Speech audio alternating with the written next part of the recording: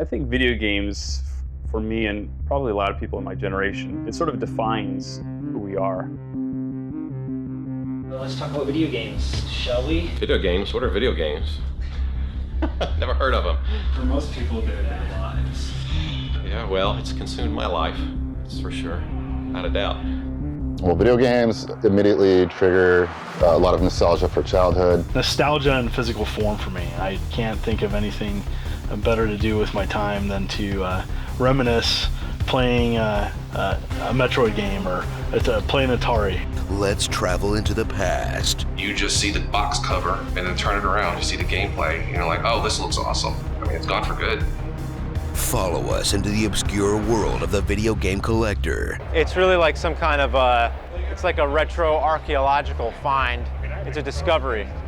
A lot of people think video games are just, they're just games, but actually a part of life, you know? Like a video game is like reading a good book. They are the worshipers of the pixel and the bit. Why do we retro? I think we retro because it takes us back to where we want to be when we were kids, and just you were able to enjoy what you wanted to do a lot more. I think that's what it's about, is being able to do what you want. They are the collectors of analog memories. I was a console collector early on. I wanted all the consoles. When I started collecting, it became more of a fun experience for me to play these games that a lot of collectors play them to relive their childhood. I'm playing them for like the first time. And join in on the journey. All right, the worst part about collecting is I don't really want to fall down the rabbit hole of I want every Nintendo game. As we gather up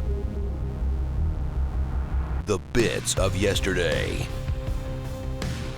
I can honestly state that some of my happiest experiences in my life have been connected to video games. I've heard about an upcoming crash over and over again. I don't know if I believe that, but I mean, at this point, it's not a fad. I mean, it's in almost all the homes.